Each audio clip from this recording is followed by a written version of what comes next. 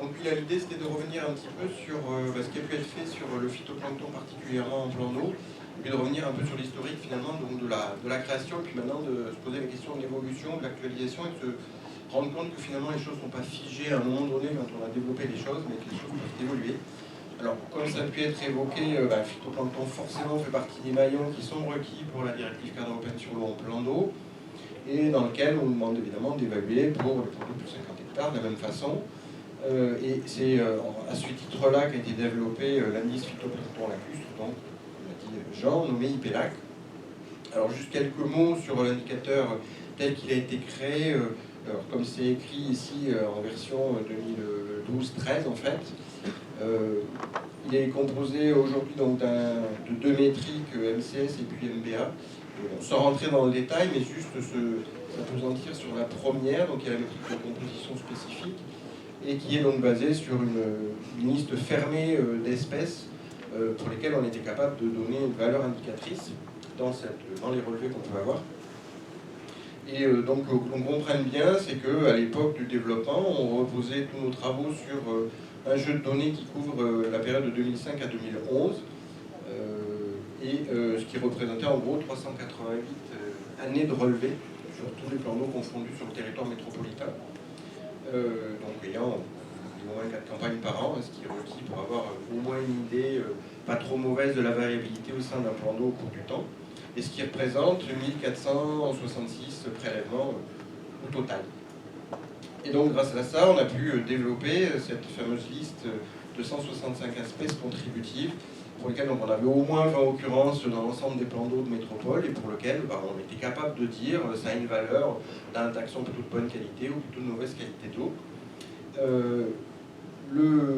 Le problème est que au cours du temps, là, si on représente ici la quantité, les taxons contributifs au sein de l'ensemble des relevés, donc ça c'est en pourcentage, donc c'est l'ensemble des taxons relevés dans tous les échantillons, et ça au cours du temps.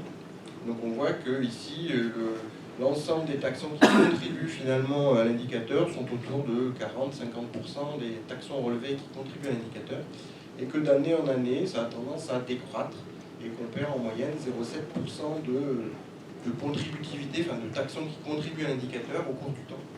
Donc quelque part on s'est dit il est peut-être nécessaire de se poser la question de réviser au moins cet indicateur parce qu'on perd en pertinence et en validité dans notre évaluation avec les taxons qui sont pris en compte.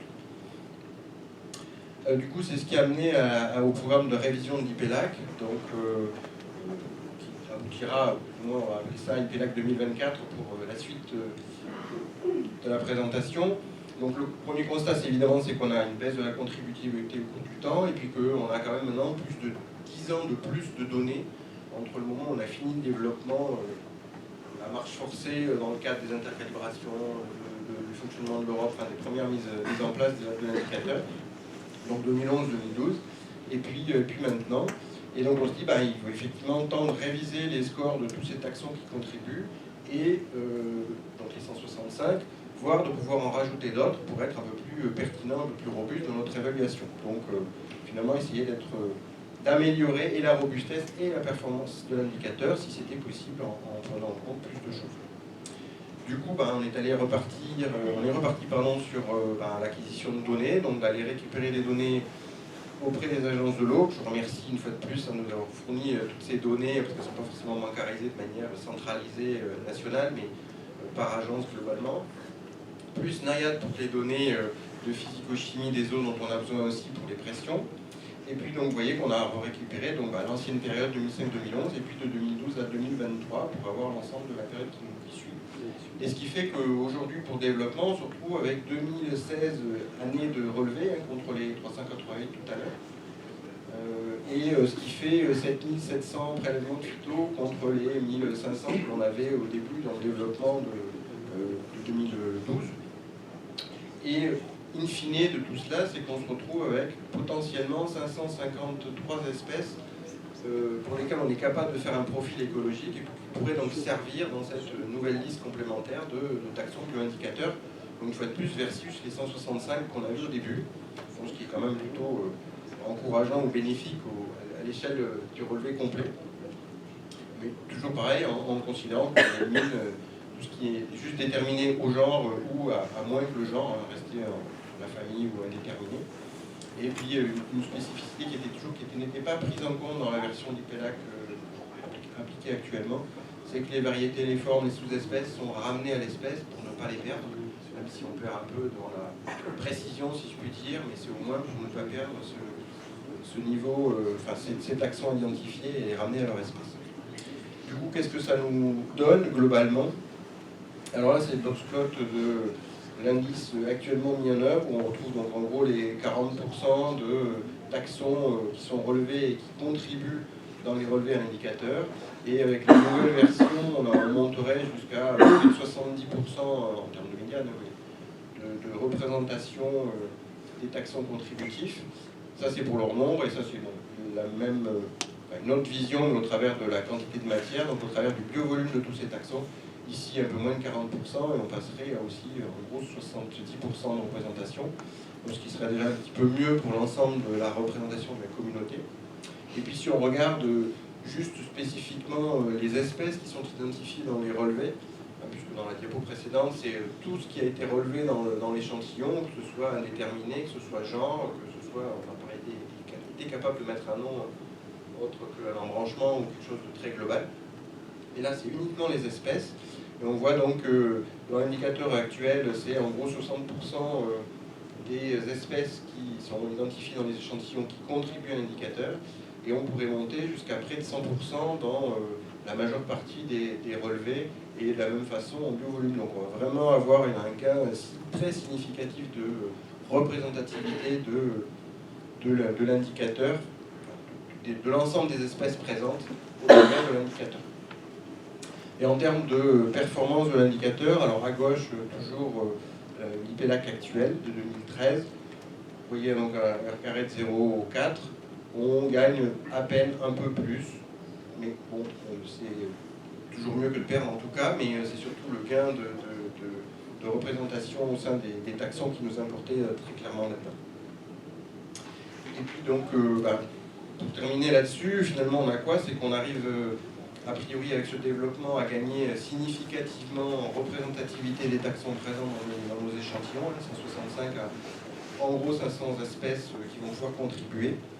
Que les performances de l'indicateur seront au moins pas dégradées, voire légèrement meilleures, au moins pour certains types de plans d'eau. Mais il reste encore quand même un certain nombre de choses à faire. C'est qu'ici, ce que j'ai présenté dans la diapo précédente, c'est un peu la liste brute de toutes les espèces qu'on pourrait prendre en compte.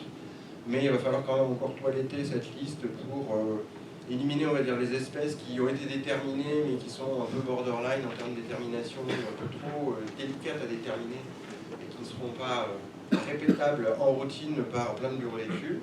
Et puis évidemment, est-ce qu'on garde la barrière de 20 occurrences? Est-ce qu'on monte à 25 pour avoir une chance d'être encore plus robuste, quitte à réduire à peut-être 400 espèces, mais c'est de toute façon beaucoup mieux que ce que l'on avait. Et puis se pose aussi la question de comment est-ce que l'on va réviser les notes que l'on attribue aux espèces. Je ne vais pas rentrer dans le détail, mais chaque espèce a 2 notes. Et est-ce que l'on révise les 165 que l'on a déjà inclus dans l'indicateur IPELAC, et donc est-ce qu'on révise que les nouvelles espèces, parce qu'on en rajoute des nouvelles, ou est-ce qu'on révise tout le monde? Ce qui évidemment change potentiellement la donne, mais est-ce que c'est en bien, est-ce que c'est en mal, ça reste encore à être vérifié et à voir ce que ça sous-entend comme conséquence. Et puis un autre point, et ce n'est pas des moindres, c'est qu'on va être obligé, qu'on le veuille ou non, de respecter et de repasser au travers du filtre de la comparaison européenne. Et donc il faudra que l'indicateur, même si on le révise, il re-rentre dans la fourchette d'acceptabilité de l'indicateur, des indicateurs européens. Et ce qui, historiquement, l'IPELAC 2013 était plutôt un peu plus sévère que la moyenne. On était obligé d'être un peu plus laxiste pour rentrer dans les clous. Mais là, celui-là, à voir de comment est-ce qu'on va se repositionner dans la fourchette, qui n'est pas très large. Et on n'a évidemment pas le droit d'en sortir, donc il faudra quand même qu'on puisse rentrer là-dedans. Donc, quitte à modifier les seuils, les bornes des seuils, des différentes classes d'état, pour que l'indicateur rentre de nouveau là-dedans. Et juste pour conclure, c'est que le fait que l'on